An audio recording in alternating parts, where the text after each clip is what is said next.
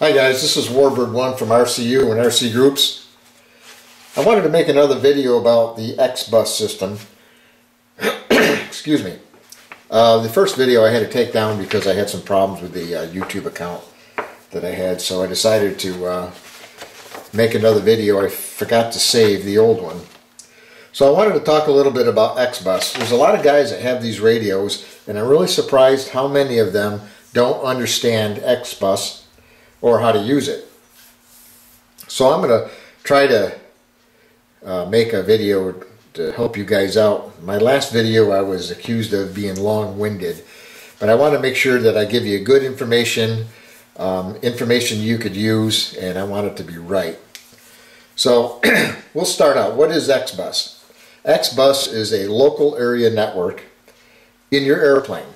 And what it does is it allows you to use several different servos without having to use a lot of aileron extensions and things like that and cluttering up your airplane with a bunch of wire. So what we're going to do is we're going to talk about the servos, the different types of servos, and we're going to talk about some of the hubs and converter cables. So we're going to start out. We got a XG8 transmitter here.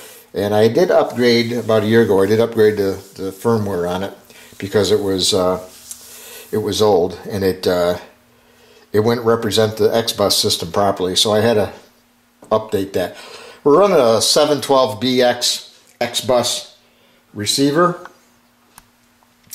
and we got here two different servos. We have an xbus servo, and we have what they call a PWM servo, pulse width modulation. This would be your typical, well, I guess you could call it older school servo. It's not an xbus servo, and it does not and it will not understand the language of the serial network. That's why you have converter cables. Xbus servos, they've been out for a few years, but they're not widely used, not as much as the PWM servos. So the differences between the two is the way they understand the language of the receiver. PWM servos, like I said, will not understand xbus language. Now the xbus servos, on the other hand, does understand both languages, the PWM and xbus system. So it does an auto detect. So you say, well, I want to set up the xbus system in my airplane.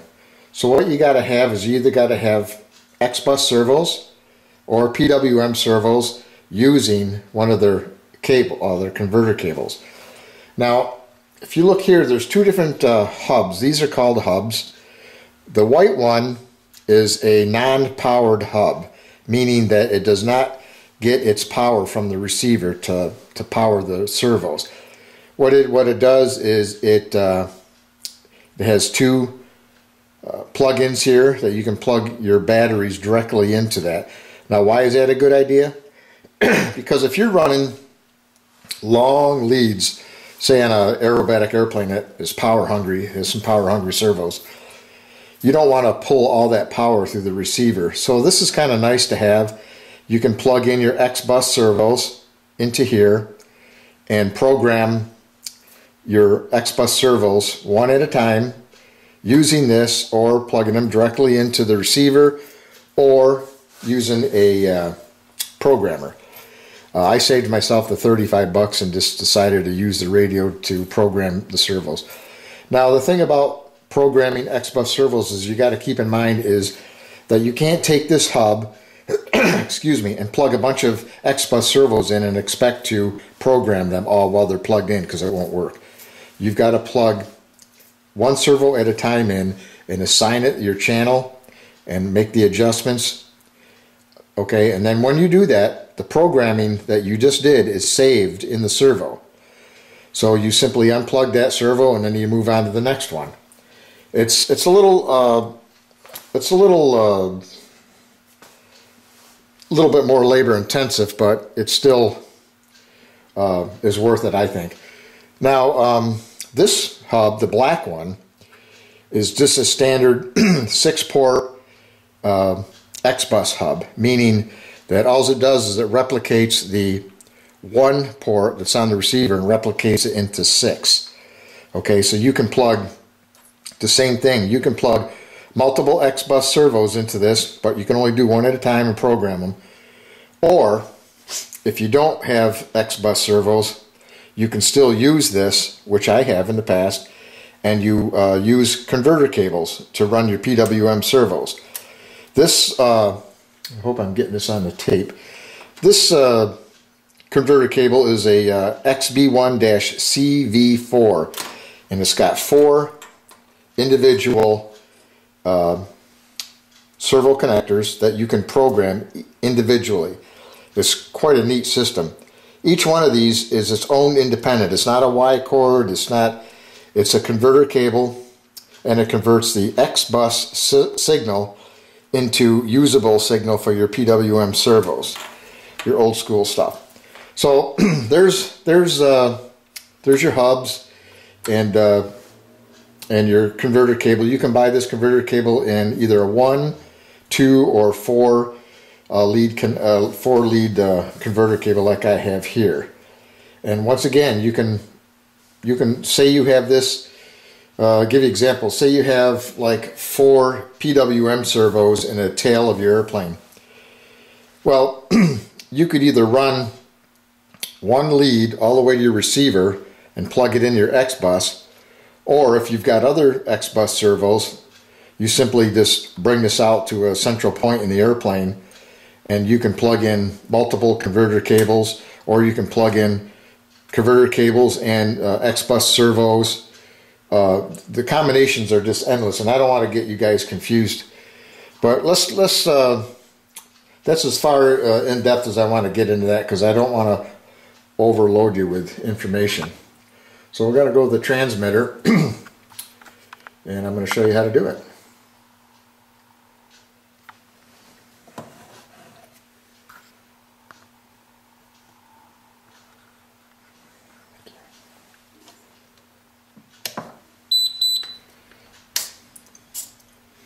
Okay, what I have is I have the xbus converter cable plugged into the hub, which I don't really need to. I could plug it directly into the receiver. And I'm going to program a servo, the PWM servo, a non-xbus servo.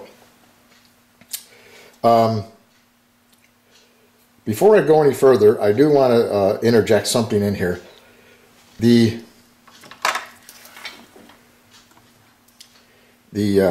connectors here that are labeled, throttle all the way up to aux2, these in here are PWM plugins for your receiver. Now you can plug in your like I said, you can plug in xbus servos or PWM servos into these, and they'll both work. It's just when you try to plug a PWM servo into xbus that it won't, because it needs the connector, like I said, because it will not understand the xbus language. So you say, well, I've got this servo, I bought it brand new, or I'm sorry, I bought this converter cable brand new from JR, and I plugged PWM servos in, but they don't work. Well, the reason why they don't work is because they're not programmed. When you plug the converter cable in for the first time and you plug a servo into it, by default JR labels or identifies each connector, and there's 4 of them, each connector as throttle. And what you have to do is you have to change that ID into whatever function you want it to be. Like you want to have a aileron on, like, let me get this over here. Excuse me. I'm trying to work around my camera. I got these all labeled, and boy, I tell you, you really need to make sure that you don't lose these labels. Sure make life easier for you. Okay, so I get this brand new connector, or this converter cable, and I plug just a standard little servo into it, and I want to program this number 1, connector number 1, to say your elevator. Okay, it's not that hard. come into your list, scroll down to my list, get to your xbus system. Oops, sorry. Okay, one thing you need to understand is the bus type. There's mode A and there's mode B. You do not want to use mode B. Mode B is more like for aftermarket stuff like gyros that the helicopter guys are using. I don't really think that it pertains to aircraft that much, if at all, other than, you know, like it's helicopters. So you want to make sure you're set on mode A, and you scroll down, you select your servo converter. Okay. What you're seeing is right now is the ID is throttle 01 up here. Okay. Okay, that's currently what the radio is set at or wants to program. Okay, so right now it's seeing throttle 101. What that really means is that it is seeing connector 1. We're going to use connector 1. It could be 4, it could be 3, it could be 2.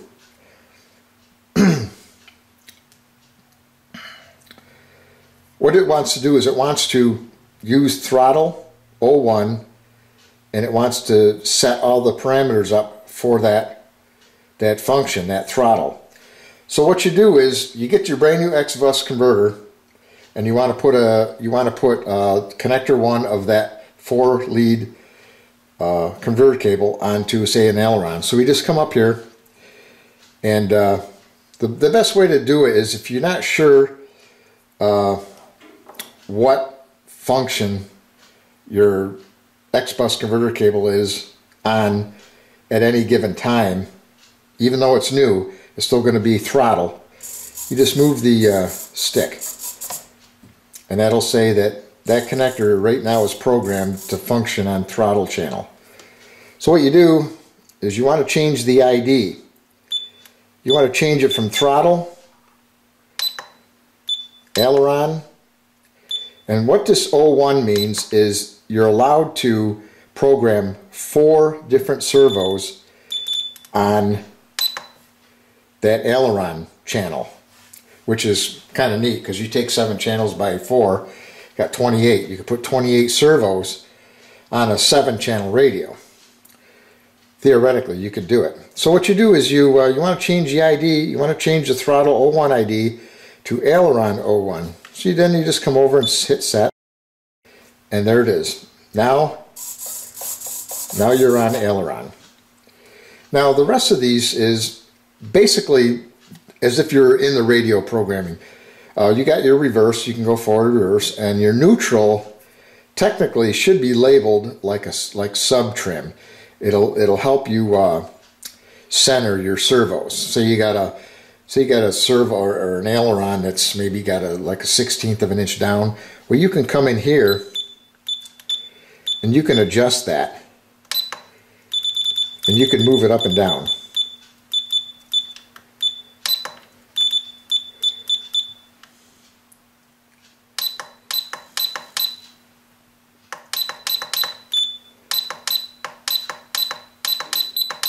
See, it is moving. And this 0.5 is the increments in which it moves. You set it up to 10 and it will move faster per click. See, it is moving. I know you can't see it, but I can see it. And again, your travels is the same thing. The percentage you're looking at right here is a percentage that the servo will move per click, so to speak. But I mean, you know, I think you understand what I mean by clicks, like right here. So that's pretty much how all that works. And then you get into things that you probably won't be using right away. The stretcher and the dump. I don't use none of that stuff, and I never have. A lot of it doesn't even pertain to NX servos, XBus servos, because from what I was told by JR, that there's only one servo, I think, that fully utilizes this stuff. That's my understanding. If I'm wrong, you can correct me on it. So anyways, Okay, so now what we got here is we changed to aileron 1. So now what we have, we're in the aileron 1 mode. I'm just going to recap this. You're in aileron 1 mode, and you can do all your fine-tune adjustments per channel or per servo. But when you back out of the xbus, you can use your normal functions in the radio. For example, let's say you have 2 aileron servos hooked up, and you go into here and you set your neutrals and get them both where they need to be. Basically, this stuff is like a matchbox. When you got 2 servos coming into one channel and you need to, you know, kind of sync them in together, this is what you would use. After you get done with that, then you back out, and then you still have your other travel adjustment, sub trims, and things like that that you can use in the main software of the radio. You don't have to use the xbus software every time you want to make an adjustment on one of the servos. Only if you have 2 servos or more that are out of adjustment, then you need to use this. I hope that makes sense to you. All right, getting on to the xbus servos. Like I said, xbus servos will run on a PWM channel or xbus channel. Either or, they do an auto detect. And keep in mind that when you program an xbus servo, say I program the xbus servo for aileron, and I take this servo out and I move it to another airplane and I put it on an elevator, this servo will still function on the aileron channel through xbus, because that's what it's programmed. That's what you programmed it to. The only way you have to change the programming, and you do it in here. Let's say, for example, let me just unplug this converter cable, and I'm going to plug in.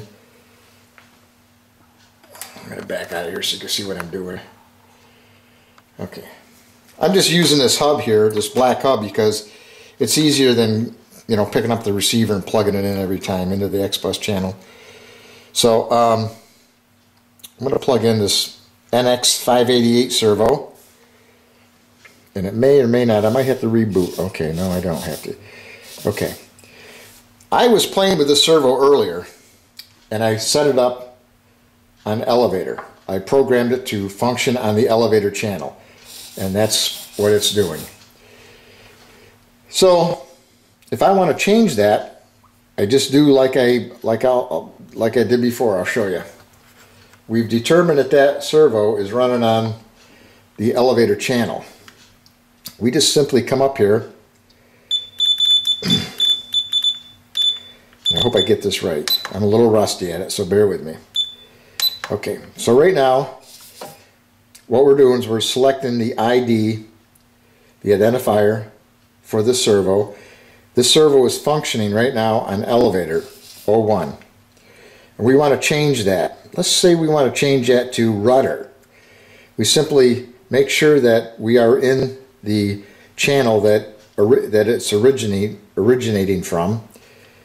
We come down and we just simply go to rudder.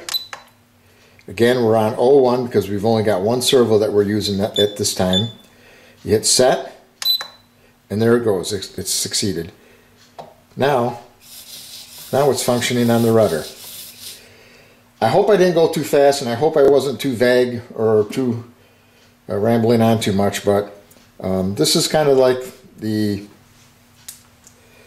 bare bones of the xbus system. It really doesn't get much more involved than that. The only thing you want to make sure is anytime you're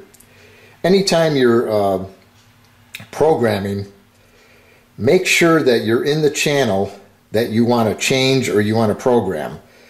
Okay, so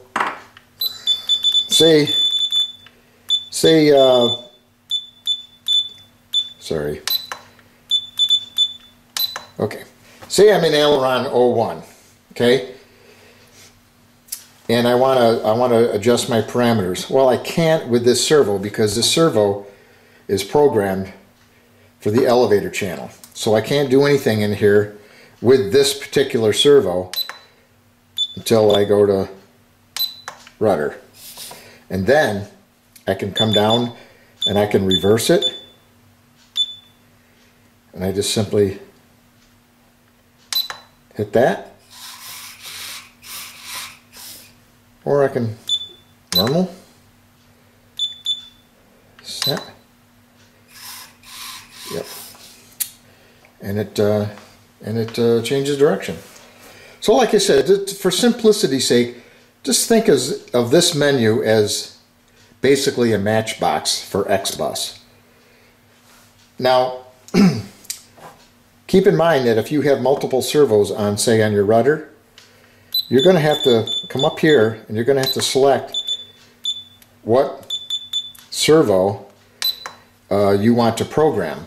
Say you got two elevator servos, and say they're not quite right. Well, then you have to determine which servo needs to come up and which one needs to come down, and you need to center them like a matchbox would be. Only you don't need a matchbox with xbus. That just kind of it kind of makes them obsolete. So, just want to recap what we've gone over. If you have any questions, get a hold of me in my YouTube channel, or catch me on RCU. Look me up under Warbird1. Some people love me, some people hate me, and some people love to hate me. But I'm on there, and I'll answer your questions the best I can. If I don't have an answer, I'll get it for you. But again, I want to go over the parts to xbus. Like you got hubs here.